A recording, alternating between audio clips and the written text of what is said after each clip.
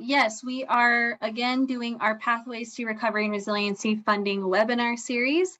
For folks who are new, this series is meant to break down state and local funding opportunities, and these are to better help local governments and community partners navigate and access potential solutions for the challenges that they are facing. This series is hosted by the CRO in partnership with OEDIT and collaboration from multiple other state agencies.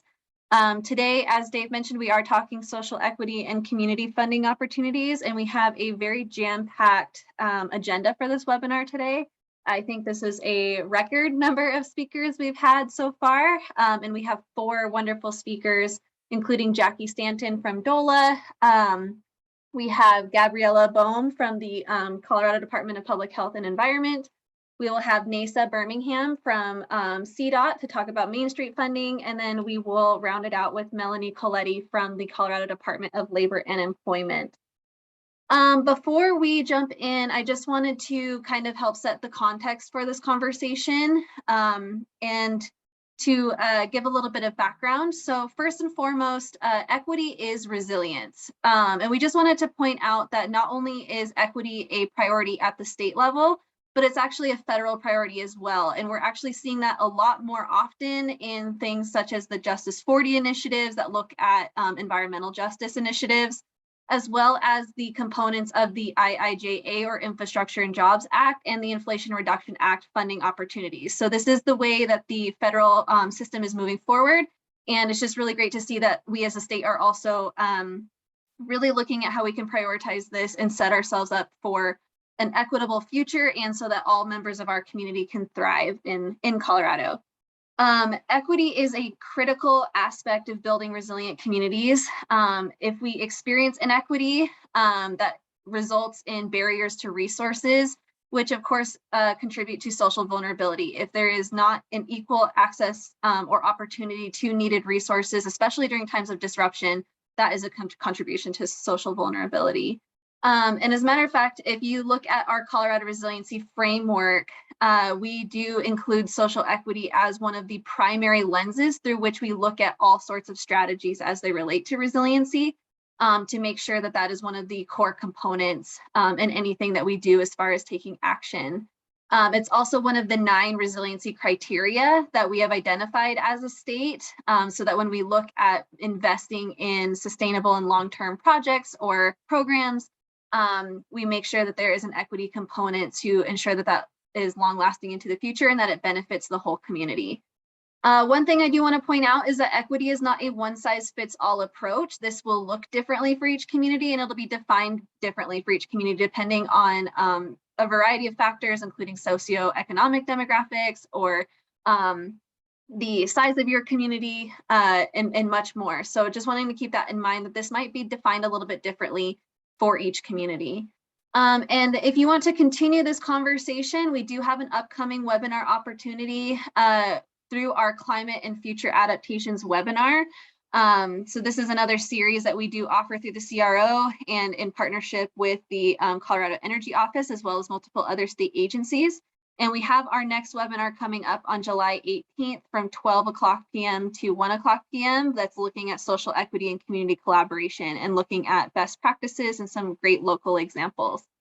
So with that, I will go ahead and turn it over to Jackie, who's going to talk about inclusion, diversity, equity, and accessibility. Thank you so much, Shale.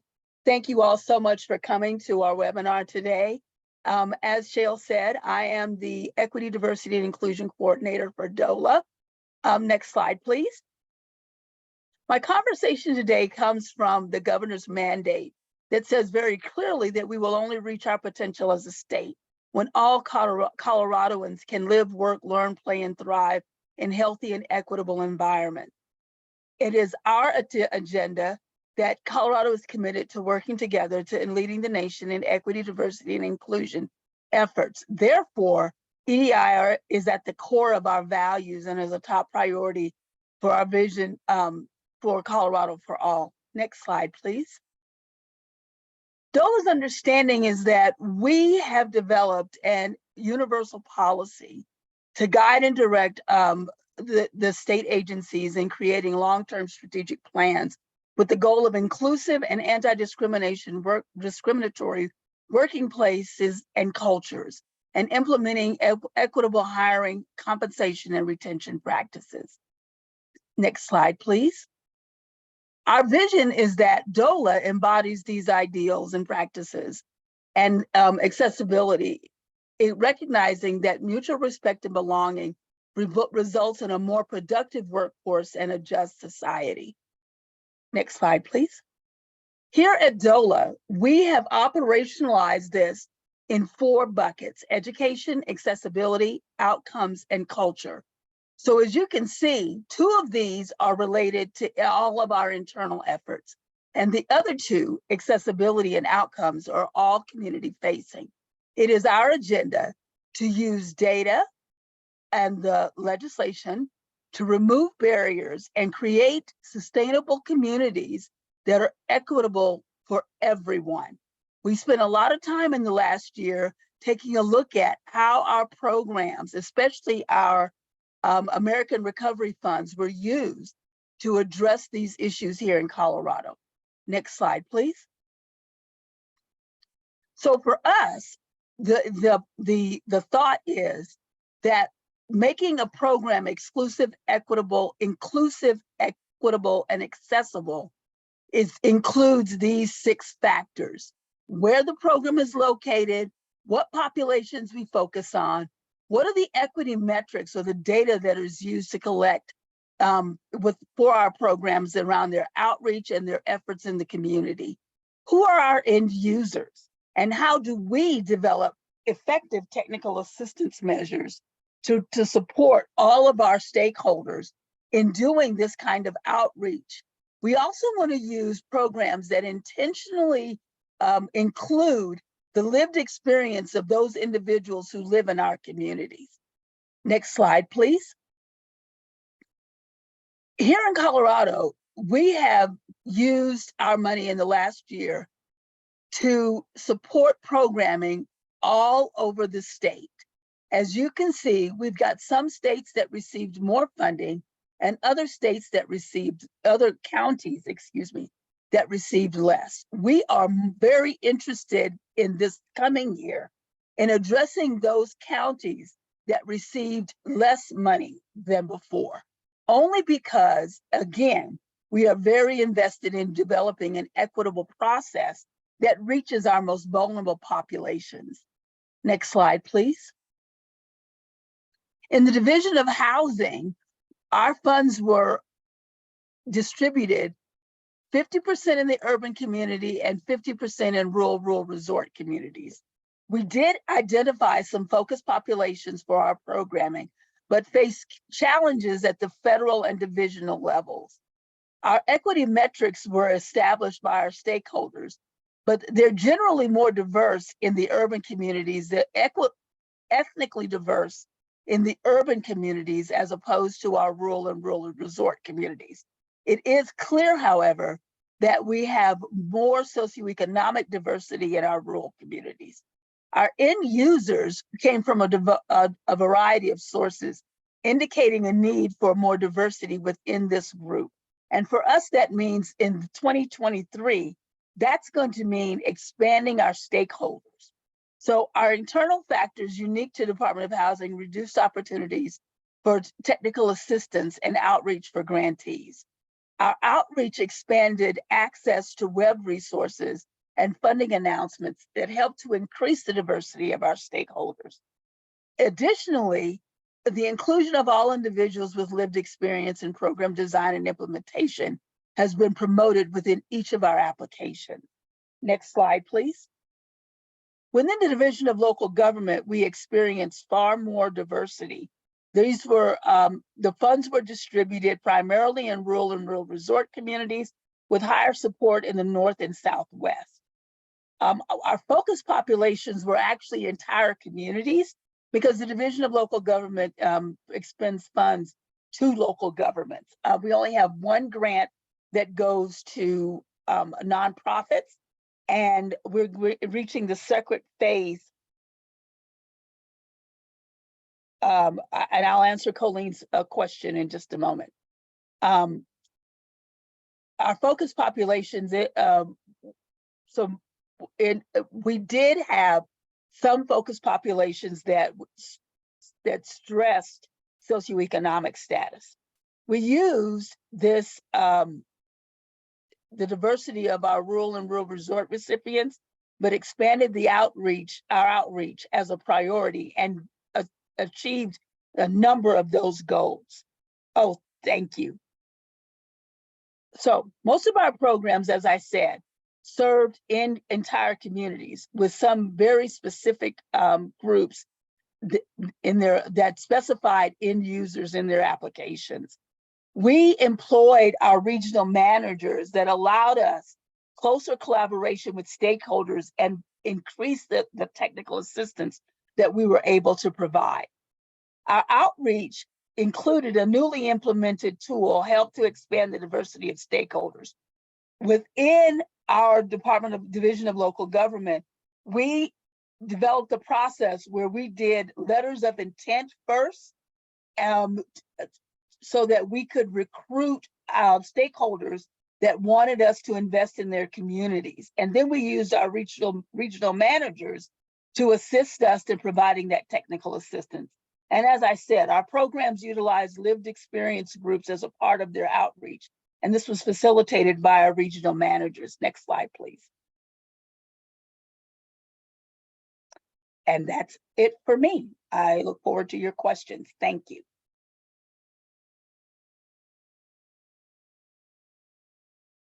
Great, thank you so much, Jackie. And next we have Gabriella Bohm from the Colorado Department of Public Health and Environment. Awesome, thanks, Shale.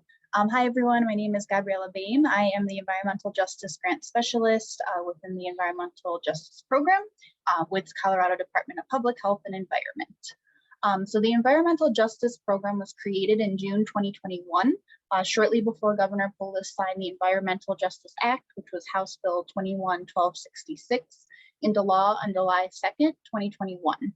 This is our current fully staffed team, although based on current legislation and things that have passed, I believe we will be expanding. But as you can see, this is our current team. Next slide, please.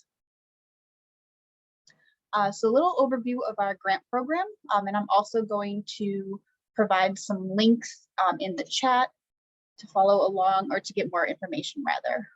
So this is a new grant program within the Environmental Justice Program, and it was created because Colorado communities of color and low-income communities bear a disproportionate burden of environmental health risks. The overall goal of the grant program was to redistribute penalty revenue from enforcement actions to the communities that were harmed by the violations. The Environmental Justice Act provided specific grant requirements that were included in the development of the Request for Application, or RFA, and priority communities were identified using Colorado EnviroScreen, which helped identify areas with current and past environmental inequities, pinpoint communities that face a greater burden of environmental health risks, and identify DI communities, or disproportionately impacted communities, based on the definition in the Colorado Environmental Justice Act. I do want to note that the General Assembly recently updated the definition of a DI community, which I will provide a little more detail in later slides. So this grant program is going to be one fiscal year. Since it's a new program, we wanted to kind of keep it simple as we start out and learn from it. And the awards were ranging from $50,000 to $250,000 for a max of $1 million. Submissions for the application, or for the grant program, were due early February, and awards were determined in March. The advisory board shaped the RFA and selected the grantees for funding. This advisory board is a 12-member volunteer board who are appointed by the governor and the director of CDPHE. The advisory board really wanted to make the RFA broad so projects could focus on any environmental medium, and all organizations were eligible for this first grant cycle. And I will link the advisory board here so you can have more information on who is currently on the board. And our next RFA is likely to be released September of 2023. That's our current goal. We have to gather feedback from the advisory board and from community members who participated in this first grant cycle. Next slide, please. So our grant is funded through the Community Impact Cash Fund, and this is funded by penalties collected from entities that violate air pollution control laws, rules, and permits. Each fiscal year, 20% is added to that. So you can see we are at 60% of the total penalty revenue that is coming into the Community Impact Cash Fund. Fiscal year 25-26, all of the penalty revenue will be coming into the Community Impact Cash Fund. Next slide, please.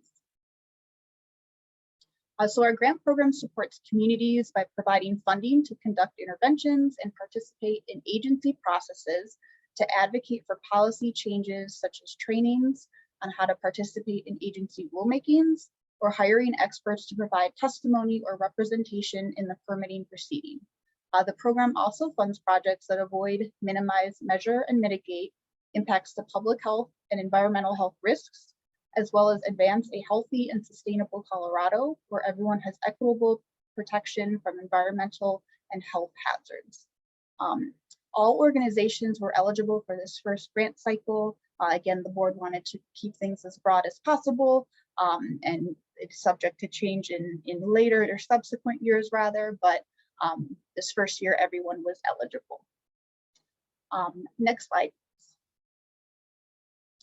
So additional eligibility criteria. So organizations had to be within a DI community, which meant that the census block group had an EnviroScreen score over the 80th percentile, or the census block group met one of the 3 demographic prongs from the Environmental Justice Act, which was 40% of the population are people of color, low income, or housing cost burden. So the new statutory definition has been updated to 50% housing cost burden, and additionally added if there's 20% linguistically isolated, meaning that there's limited English speaking in the household. They kept the 80th percentile for EnviroScreen, and they added additional prongs such as a history prong, Southern Ute and Ute Mountain Ute Reservation, and mobile homes. So I will include that link too for more information there. Next slide, please. So the overall goal for this grant program was to have an equitable grant program that targets those most impacted by environmental injustice. So we encouraged partnerships between organizations, and applicants needed to include information on how their project would include community members before, during, and after. That was something the board really wanted to make sure that individuals included, so that the projects were community involved and not just an organization doing a project for a community. Eligible projects or applications had to be within a disproportionately impacted community, and there were 3 ways to demonstrate this eligibility. So first, the office address of the organization applying for the grant is located within a DI community. Second, the office address for the lead organization in a collaborative application is located in a DI community. And third, the project location itself is in a disproportionately impacted community. Next slide, please. And I'm going to also include the link to the Grant Cycle 1 materials for referencing. So this slide provides an overview of the organizations who were awarded grant funding this first year, how much they were awarded, and what area of Colorado their projects serve. Next slide, please.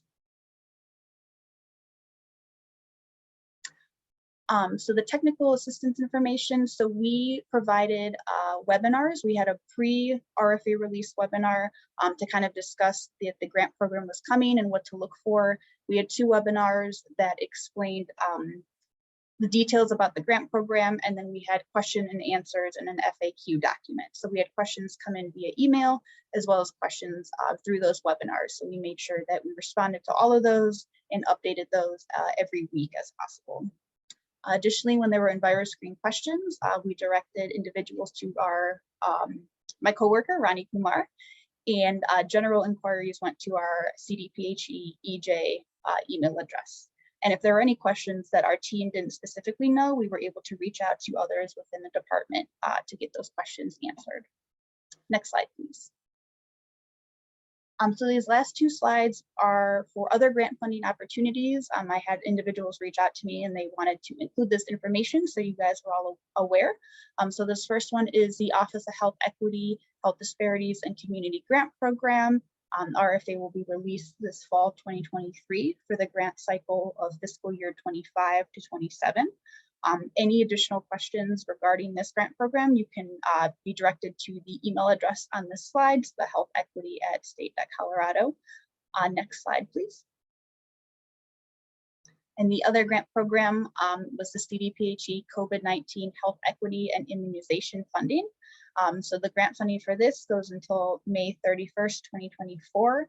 And any questions for this grant program can be directed to the email address on this slide. Next slide, please. And any questions about our grant program, you're welcome to reach out to me, Gabriella Bain.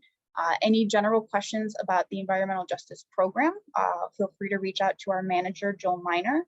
And then any general inquiries can go to our CDPHE EJ email address. And that is all I have. So thanks so much for having us, me.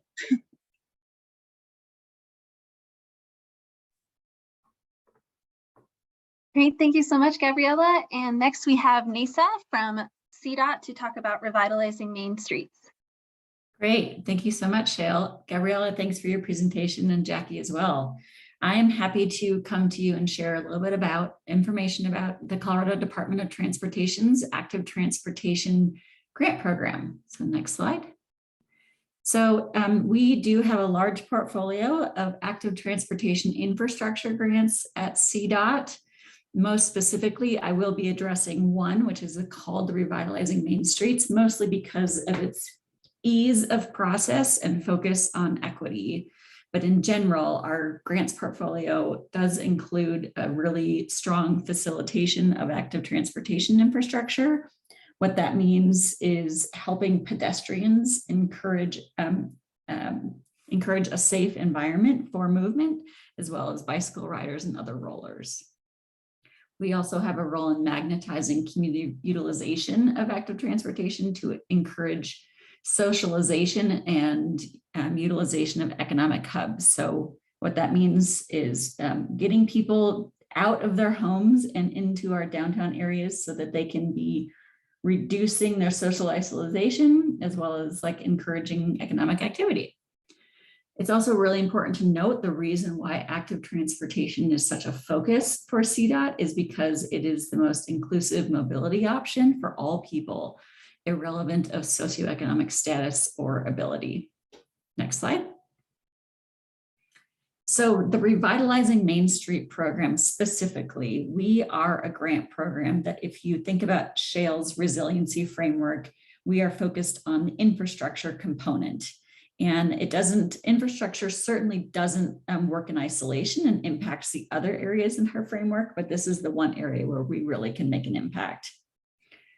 And the Revitalizing Main Streets program is a grant program who is eligible for these specific applicants: local governments, business improvement districts, council of governments, as long as they're applying on behalf of the lowest local jurisdiction. And additional component that I think it's important to note is we also support university or colleges. The way that this grant program considers applications is through a scoring rubric, and we really like to be transparent in our scoring rubric. So what this means is when someone applies for an application to receive grant funding, we measure them based on these 5 components. Does the project improve pedestrian or bicycle built environment? Does it encourage economic development? And what that means is it connected to downtown? Does it provide safe mobility for equitably disadvantaged residents? And is the project ready to go? In addition, is it using an innovative approach to thinking about how we use our public spaces?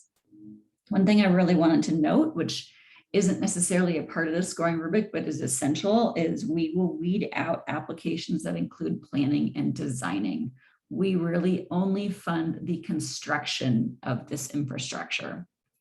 And it can be on a CDOT road or it can be on a locally owned road. There is no requirement either way. Next slide. So how much? This is the question I think we get most frequently. This grant program can fund up to $250,000 of an infrastructure project. So in many cases, that could be street trees for your downtown area, or it could be pedestrian level lighting for like the 4-block radius of downtown. We do require a 10% match irrelevant of your DI community status. That can be fundraised, that can be utilized from other grant programs. It's just a requirement that we must adhere to. Applications are available at this link. There are 3 remaining deadlines for this year. We accept applications on a rolling basis. So anytime a community would like to submit, we will accept. They are reviewed based on a deadline schedule, which is every other month. So July 26th, September 27th, and November 29th.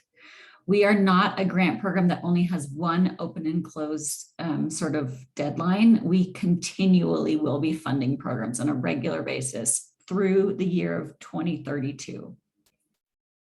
A community can come back every single year for a new application.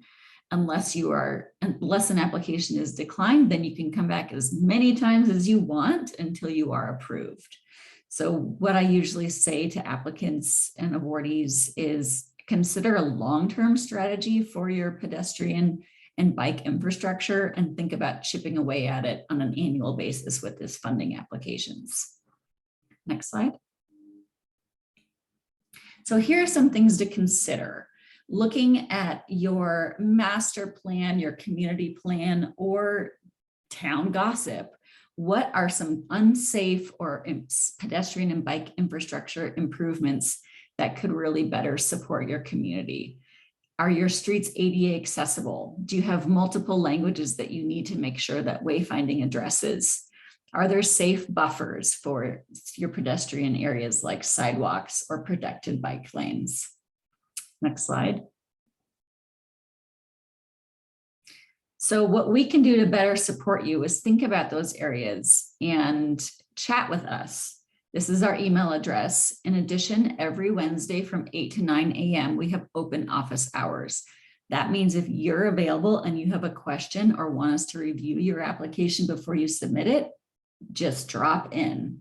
If that doesn't work, schedule time with us via our email address. Next slide. So finally, we would just want to reiterate, we are accessible and available, and we want to be there for you if you have questions about the applications or the projects or the process. This is our email address. This is our website. And again, every Wednesday from 8 to 9 a.m., we have open office hours. That means drop in if you are available. Thanks so much. Next slide. I appreciate. Oh, go ahead, Nisa. No worries. I appreciate you giving me the chance to talk, and we look forward to seeing applications from you. Thank you so much. As one final reminder, we will be taking question and answers at the end, and please feel free along the way to put any questions you have into the chat or into the Q&A function. We will address those as soon as our presentations are over. And so with that, we have Melanie to help round us out from the Colorado Department of Labor and Employment talking about digital equity funding. So go ahead, Melanie. All right, thank you so much. I'm excited to be here too. Let's go ahead with the first slide. This is just the 8 covered populations that are identified in the Digital Equity Act, and that is part of the IIJA. So we are receiving money from NTIA, and we are charged with making a digital equity plan for the entire state of Colorado. The same work is going on in every state in the country, and all of us are going to identify how to improve equity for all of these covered populations, plus just Coloradans in general, using the measurable objectives on the right side of this slide. And we can go to the next one. So we are in the process now of figuring out what people need in their communities. We have a public survey that's about to launch possibly next week. We are the first state to offer it in 20 languages. And we discovered what languages to use by contracting with vendors who are community-based organizations. So they'll be supporting people in the administration of those surveys so that we can get some good baseline data to find out what communities need. All of you can participate by taking our asset inventory survey. It's called the DEAM tool, Digital Equity Ecosystem Mapping. And I'll talk about our funding opportunity a little bit later, but we want to have anybody who's in the digital equity space currently, or is maybe thinking about being in the digital equity space, to fill out this short survey so that we know who's potentially going to be able to partner with another org or government or business even. Next slide, please. We're also doing stakeholder engagement. These are just 5 ways that we have tried to engage with people over the last, well, I began my work in September of last year. So the Digital Equity Working Group in the middle there is the one I want to highlight. We have 2 meetings left, and if any of you would like to attend, you are certainly welcome. I am going to actually, there's a bunch of links in chat so you can see different ways that you can get engaged. Let's go ahead and go to the next slide. So yeah, these are planning funds that we're using right now to create our digital equity plan for the state. And then in 2024, probably early to mid 2024, we'll receive around $20 million in capacity funds through the Digital Equity Act. And instead of funding individual organizations, we are going to fund groups of organizations. So we don't know what we'll call them yet, maybe coalitions or something like that. The goal is to increase digital equity across Colorado, but obviously $20 million is not going to be enough to give everyone a computer and teach everyone the skills they need to use the computers over this 5-year period. So we want communities to take control of their own needs and identify them as teams, and then request money so that we can support with whatever needs they identify. So partnerships are going to be key. We are planning kind of what that looks like now. So if you have input for us on, you know, what you've seen work or not work in coalitions, different structure ideas, whatever you've got, we are open to it right now because, like I said, we are still writing the plan. We do have a formal public comment period scheduled for maybe mid-September, probably more like early October of this year, and there will be more about that to come. Next slide, please. I talked about this already a little bit. I made these slides really text heavy, so you can refer back to them if you need to. Our structure that we're considering is like coalitions or alliances, possibly some kind of community council that any stakeholder in the state can participate in, and then possibly a digital equity advisory board of some sort, so that there are people with some kind of authority in their organizations who are voting members that can help us make decisions and plan, you know, in a higher level kind of way. Next slide, please. So we also have an opportunity coming up soon, actually, the Digital Navigator Serve Colorado opportunity. Serve Colorado is actually managing most of this, and then we're providing program support.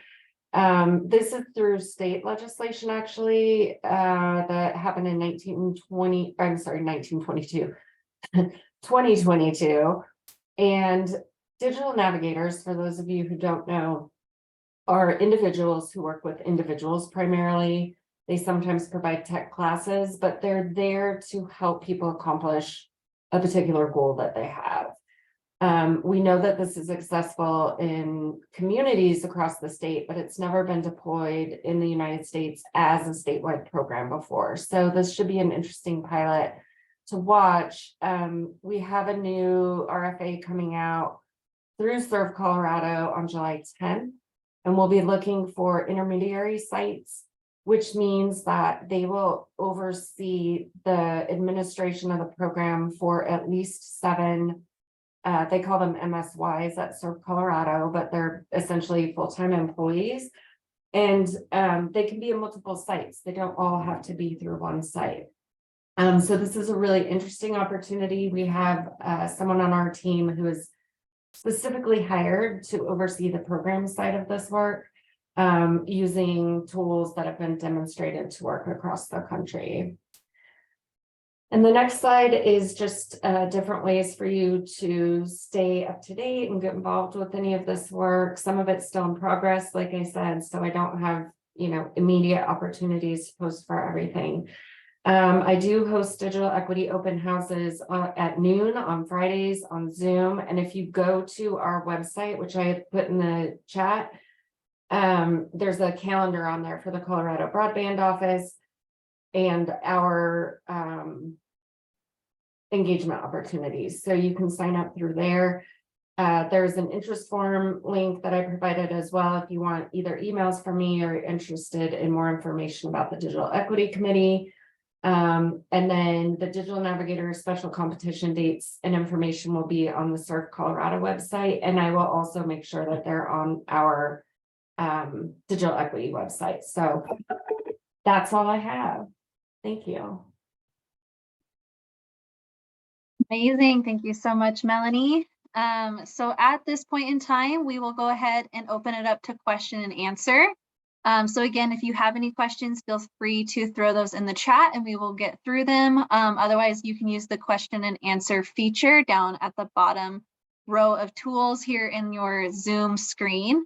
So the first question that we have was for Jackie, and it was under housing. When you were reviewing some of the housing programs, what were the external factors that limited technical assistance?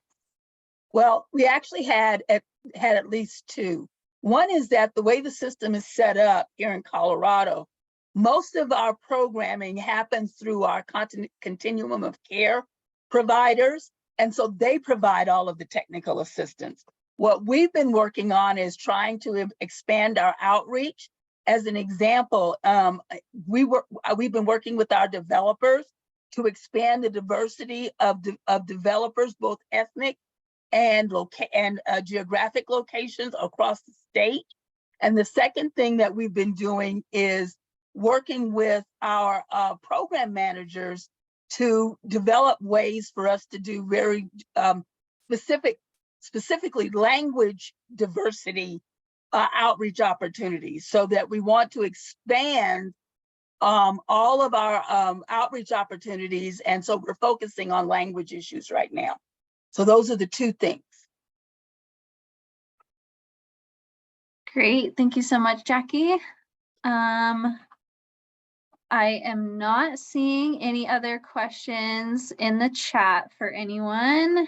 And I do not see any in the question and answer so far. But let's see here. There was a question above on the link. Oh, okay, sorry, Colleen, thank you. So for the electric vehicle charging and parking requirements link, it led to, it looks like it led to the House bill, but it looks like we're looking for something else for the DI definition. So Gabriella, if you don't mind throwing another link in there. Yeah, so it's actually within that House bill. It's kind of confusing because the House bill is like a EV charging and park requirement, but later on in the bill, it discusses the definition change. So you just need to click on that link and then go to view recent bill text, and then you can control find to look for the disproportionately impacted community information. Great, thank you for that clarification, Gabriella. All right, and then we do have a question coming in that says, for environmental justice, is there funding for landfills? And then also as a follow-up to that question, is there funding for a private startup for residential trash service? Funding for landfills. I mean, you would have to create your application that would align with what's required in the Environmental Justice Act. So for example, there was like a applicant that submitted cleaning up an area in the Denver area that I believe used to be a landfill or it was a brownfield site. So really, as long as you create a application that supports, how your program minimizes, measures or mitigates impacts to public health and the environment, or the other one where you're participating in agency rulemakings, you can make the argument there. Additionally, funding for a private startup for residential trash service. That one I am not as sure about. I don't want to say no, but I don't feel like that one would fall as well into the category for the program. Great, thank you, Gabriella. And we have gotten some folks that are asking for copies of the slides. Those will be sent out following this call later this week. And then also we do have links to webinars on our website at coresiliency.com. One more question here. At the Regional IIJA Summit, there was a discussion of the state having a list of vendors/consultants that could be a resource for grant writing. Is this something that the state is still working on providing? Carrie, thank you for your question. We will, normally we have our IIJA coordinator on this call. She was unable to attend today, but we will get back to you all with an answer on that. As far as I know, I do believe that is something that's still in progress, but we just want to make sure to clarify with her. Go ahead, Melanie. Yeah, I was going to say, as part of our work, I mean, I know you're not asking specifically about digital equity work, but I think this is something that came up when we were at Rural Philanthropy Days in Durango recently. And I